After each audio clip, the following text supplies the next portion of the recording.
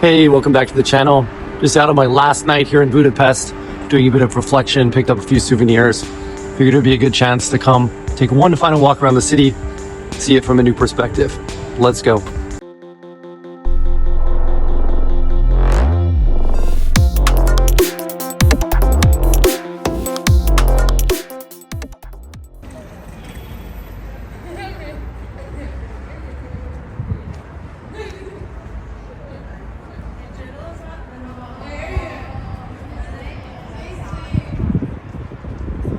Korean restaurant.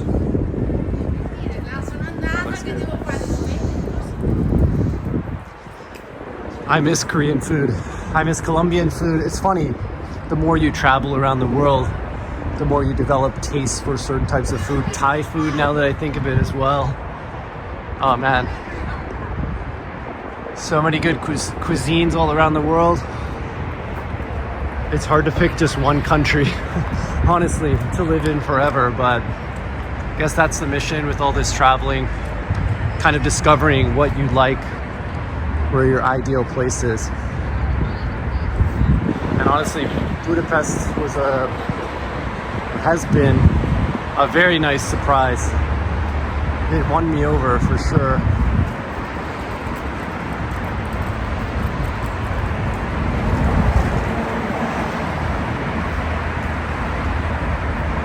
Saturday night, but there don't seem to be that many people out. I guess it's still early, and I'm still a few blocks away from the main tourist area, which is directly this way in the front. But I think what we're going to do is head up to the Danube and walk along the river.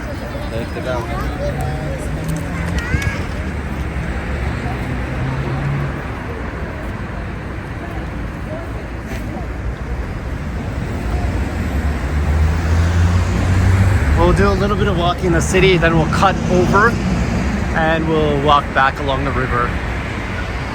That way we can get both perspectives. So far on this little walk, I've heard about 6 different languages being spoken, so it's incredible to me how international of a city this is. Even like there were a group of girls, probably like 15 years old, there are 4 of them in a group speaking American English without parents around or anything, so it's like there are lots of expat families as well.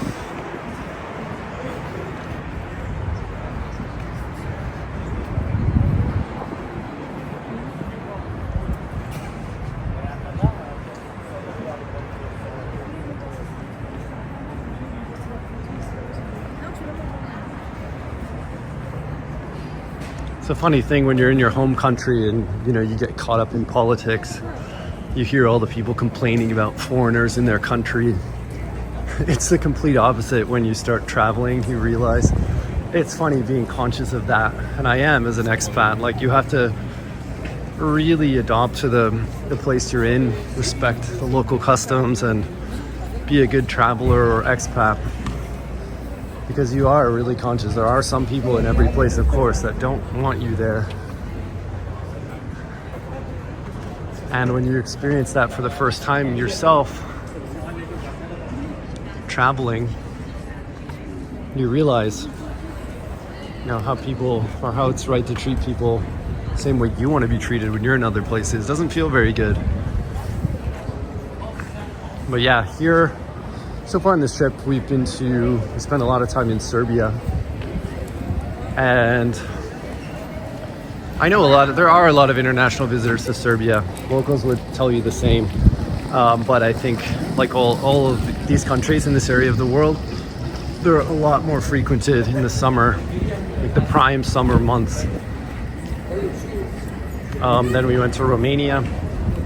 Same thing there. Only in the historic center did I notice that there were lots of tourists from other countries, mostly in Europe, but I heard Canadian and North American accents. But here, by far, the most tourists. Not even close. And it's December and January, so I can only imagine in prime summer months. Anyway, I don't think that's a good or a bad thing. I'm sure the locals don't really love it because where there's lots of tourism, where there are lots of expats, there are prices driven up massively. Let's cut down this way, we'll go to the river. Quieter street.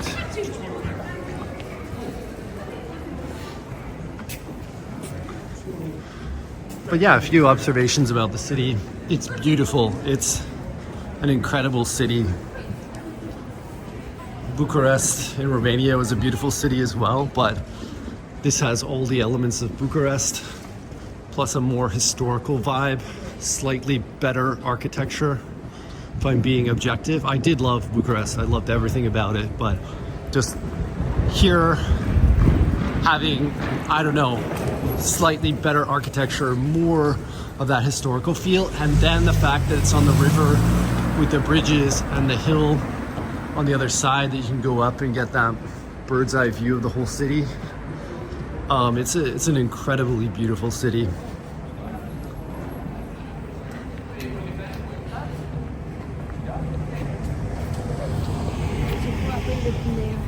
The language, very difficult. Supposedly, and I heard this, so don't fact check me, but a local told me this, that the most phonetically similar language is Finnish. So even though Hungary's in close vicinity to, Romania, Serbia, these languages are very different, very distinct. And it's one of the hardest languages to learn for foreigners. So it's funny because that's one of the points that in any country, doesn't matter, we'll wait for the light, no matter where you go, one of the criticisms is that the foreigners don't learn the language. And that applies here as well. And I think that's totally fair. Like, I went to Korea. That's not an easy language for a foreigner to learn. And I forced myself to learn it. So if I were here long term, I would do the same. And I get it why when you have people coming to your country and driving up prices but not really contributing to society or learning the local language, it creates this slight divide. My wife and my homeless. Oh, I'm sorry. I don't have. I don't have.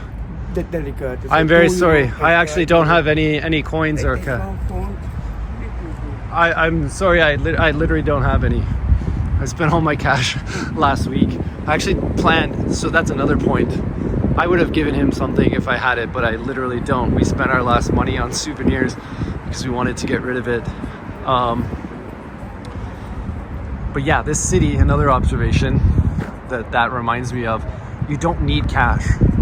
I only took out cash here because I forget why. Oh yeah, I needed to do a bank transfer to pay for the visa. So you can get through this whole month. I didn't need cash one time. There was not one situation where you need cash. All of the transportation you can do within one app.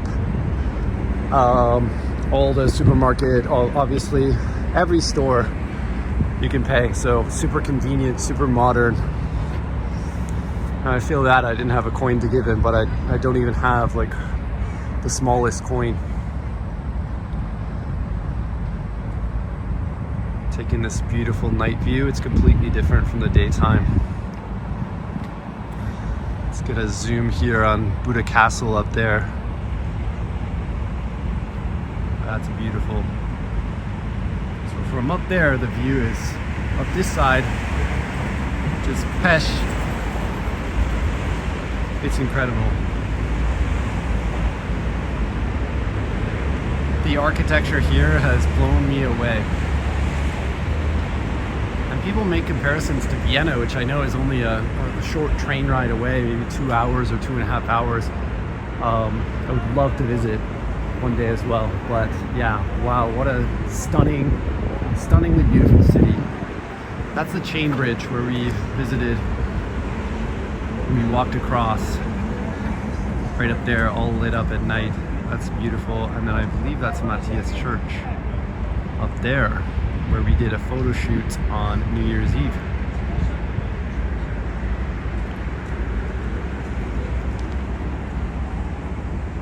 Yeah, just taking it in. It's a buzzer to think how fast time went by here. And we're out of here tomorrow. On that side, got the Hungarian flag up there. Statue of Liberty, I believe. Yeah, what a beautiful city. And the locals have been very kind. Very kind. I find when you travel, it helps to learn just a few phrases. It just goes, people, right, think about from their perspective, somebody who lives in a given place, let's say Budapest, for example, because we're here right now. They don't know if you're a traveler just passing through for 2 days or someone who's traveling like me, staying for a month, or an expat who lives here. So no matter what country you're in, it just goes such a long way to learn a few phrases of the local language. And if you're living somewhere for the long term, actually going out of your way to be able to communicate in the language, it should not take more than a year of focused effort. The best way to learn a language is to be immersed in the culture and to be able to practice every day, because you can make lots of mistakes, and that's the best way to learn.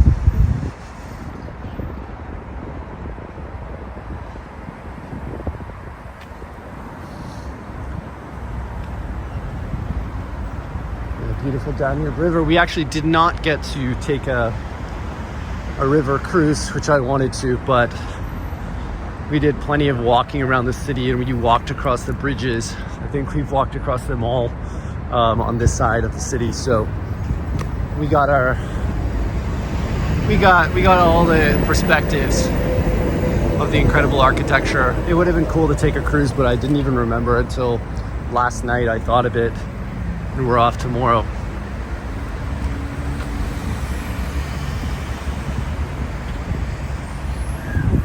Yeah, when you live like this, which I call the flaneur lifestyle, right? You're constantly in this state of discovery. And I love the flexibility of the lifestyle, because if you love a place, you have the option to stay for longer. When you're ready to move on, you move on. Your plans keep evolving in real time.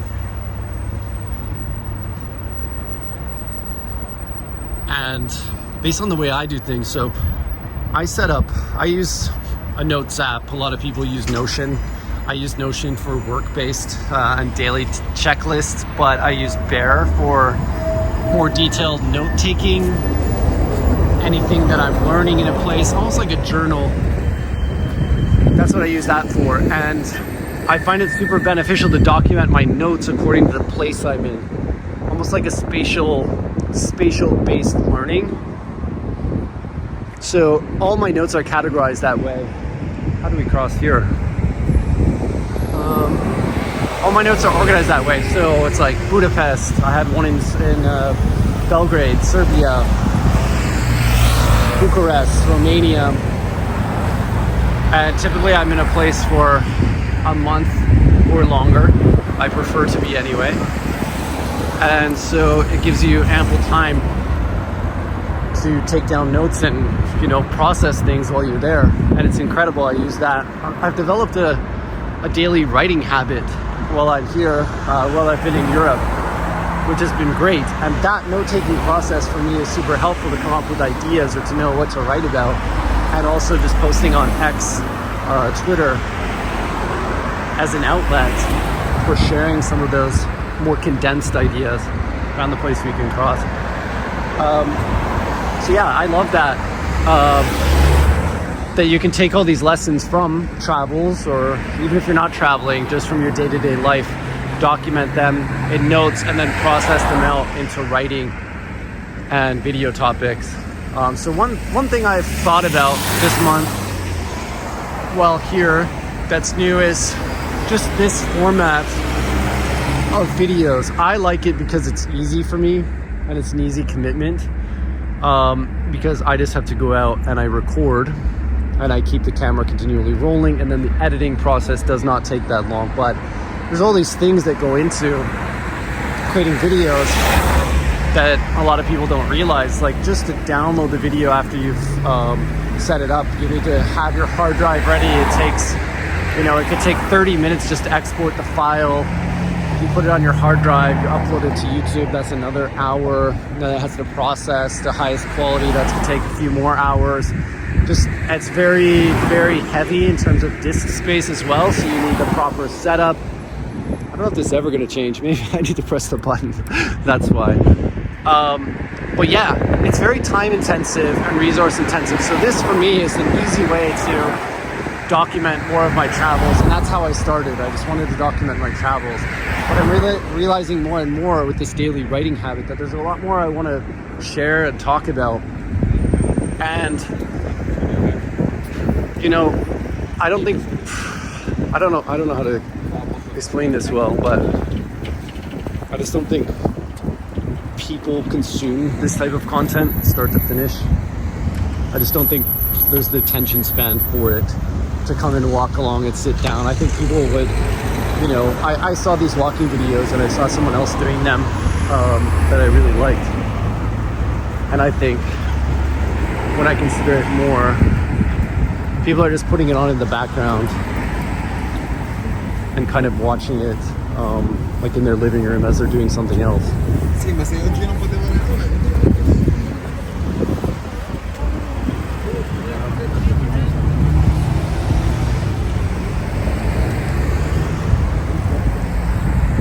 Whereas this type of video where I'm walking, talking a little bit, it takes a little more active consumption to be able to process it. I just don't think most people are consuming this type of content. So I'm going to transition away from this. If you have any opinion about that, feel free to let me know. I know at this point, not many people are watching my videos anyway, but I'm just going to keep going, see what can come of this.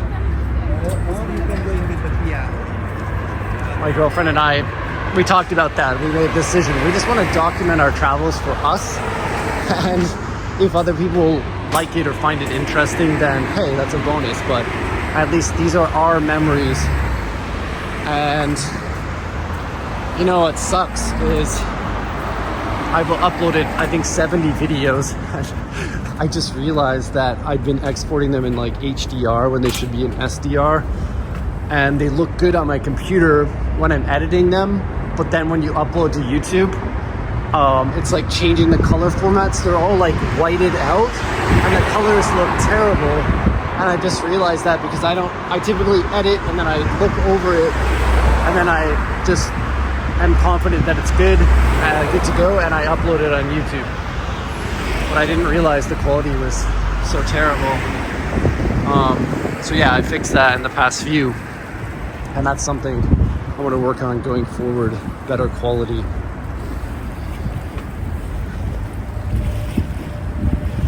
So that's the plan going forward. We're going to try some different formats.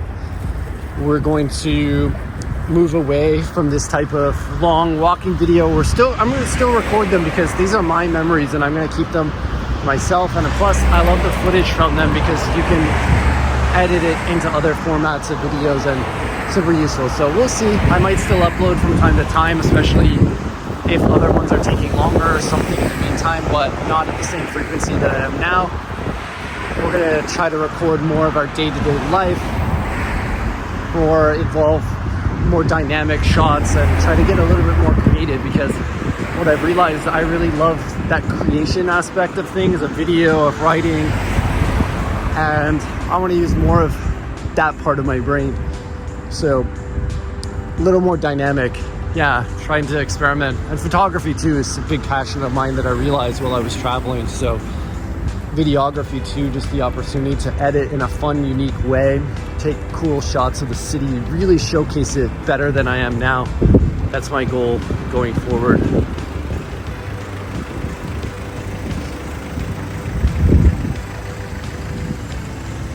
Yeah, I honestly feel like I've changed as a person while here in Hungary, and that's always a good feeling. Discovered a new, I don't want to say business model, but yeah, a new a new mini business model that's starting to prove itself, and I've doubled down on this month. So things are moving in the right direction with some of my new ideas, and with this new perspective on video and game plan going forward, I'm excited to see what the future brings.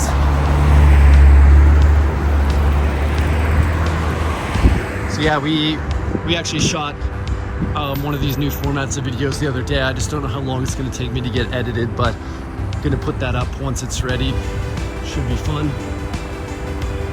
And we're off tomorrow night, so last sleep here in the Airbnb. We're heading to the airport tomorrow. The owner was nice enough to say, hey, like, you can stay as long as you want tomorrow. There's nobody coming. They're not going to clean it till Monday, so we're going to leave in the early evening. Head to the airport early. Hopefully we can check our bags and then go chill in the lounge for a little bit. That's the game plan anyway. And then we're arriving super late or early in our next destination. So we'll pick things up from there and see what the next leg of our trip brings. Our plan right now is just to travel a little bit more, explore while we're in this part of the world, take advantage, and then plan for more stability later in the year. So even though we're getting lots done while here, just the stability, I think, it's like ebbs and flows. When you go too far in one direction, you automatically crave the opposite, and I'm not there yet, but I know it's coming. So planning for that, and we'll be back in the home base of Panama later this year. So yeah, thank you for walking along with me. Thank you, Budapest, for being such an awesome city. Take in one last view before we head back.